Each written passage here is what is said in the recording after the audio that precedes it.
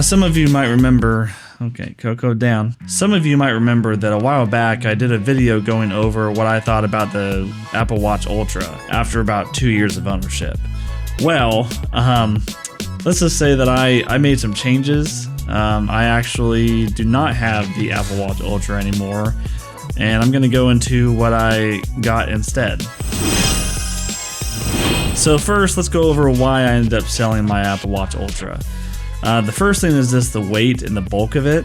I did appreciate how durable the watch was. I did knock it on quite a few, door hinges and just different things that, I would accidentally hit my watch on.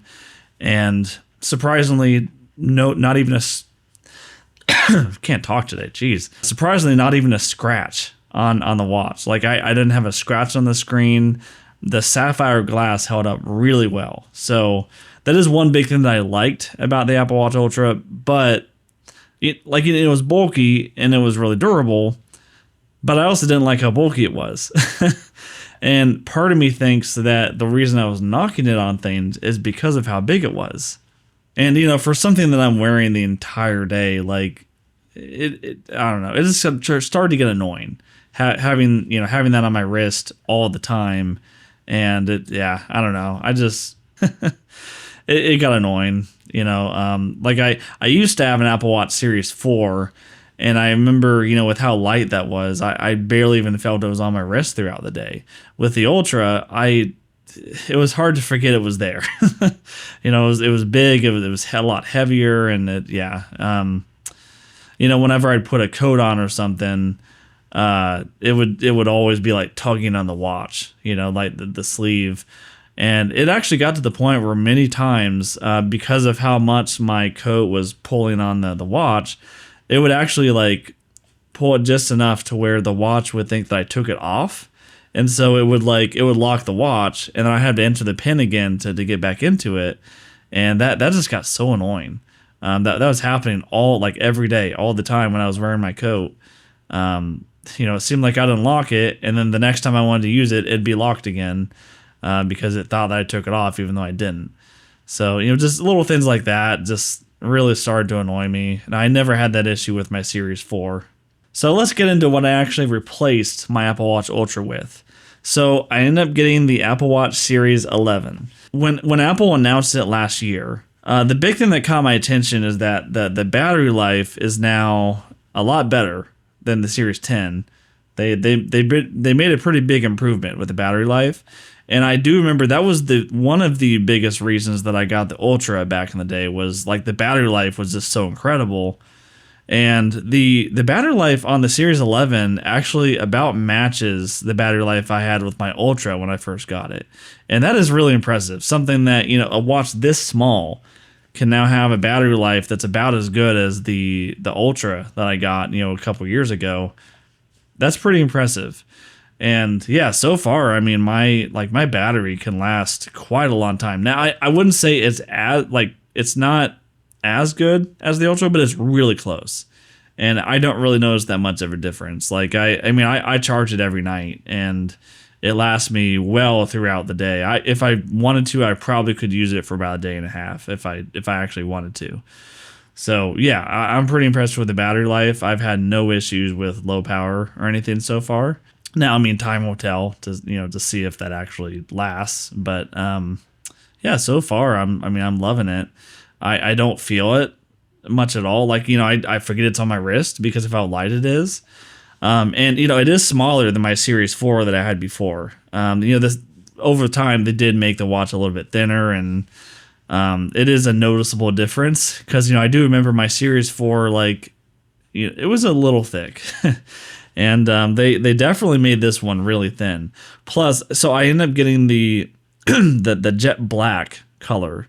I know a lot of people, when that was first announced with the Series 10, the jet black color, a lot of people were concerned that they were going to it was going to scratch up, and it was they were concerned about it because when the iPhone 7 had a jet black color, that one had a lot of issues with, the color eventually kind of scraping off, and as a fingerprint magnet and so on. I haven't had any issues with this color so far. And then I also looked up online to see how the color has aged over time on the Series 10 for people who got it back when it launched. And it seems like most people haven't really had issues with the color going away. So now, I mean, if you like take a knife and scratch it, of course it's gonna scrape. I mean, that's the case with like any aluminum Apple Watch. But I don't think I'm gonna take a knife to it and scrape it. So I should be okay. And I've also noticed I'm not knocking it on things nearly as much. And I think that's just because the watch is smaller.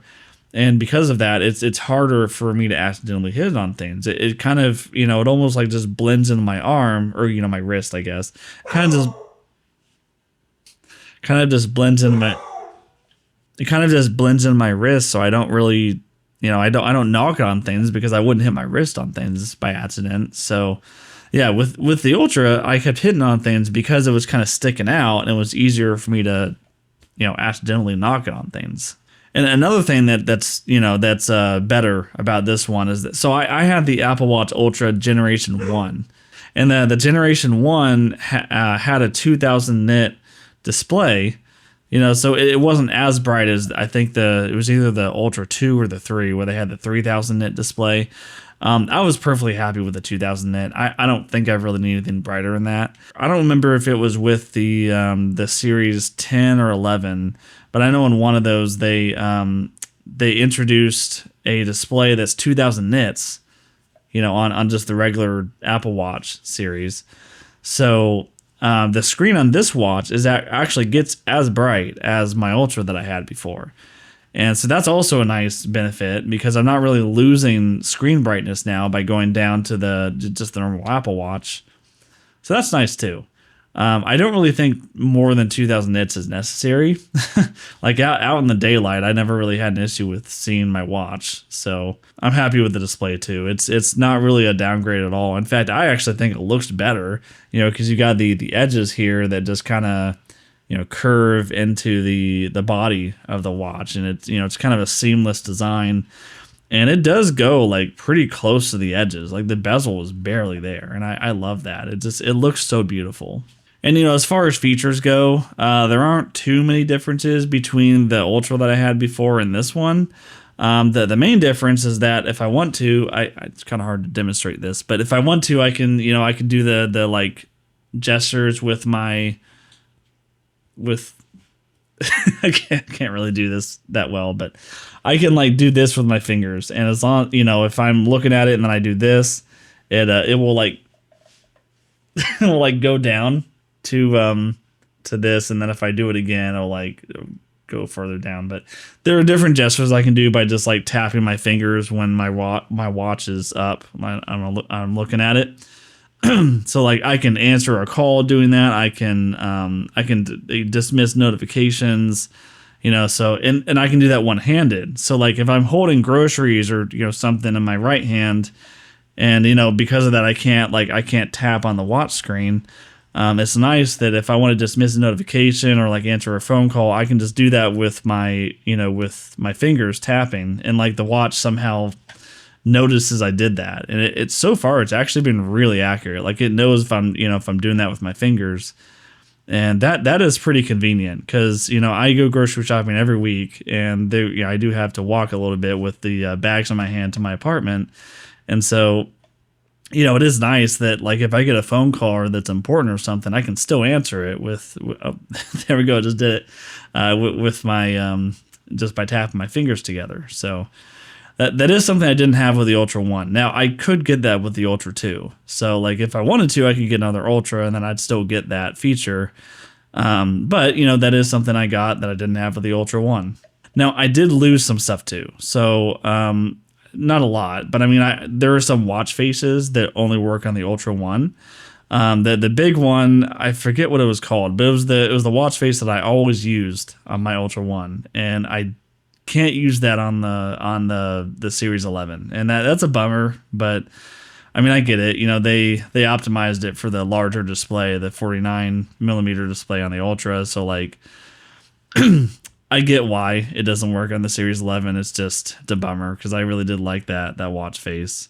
So I'm curious what you guys think. If you currently have an Apple Watch Ultra, would you ever consider going to a smaller watch like I did? Or, the other way around, if you currently have a smaller Apple Watch, would you want to go to the Ultra at some point? Just curious what you guys think about that. If you like this video, make sure to give it a thumbs up. If you want to see more of stuff like this, make sure to subscribe so you don't miss a thing. Thank you guys for watching, and I will see you in the next one.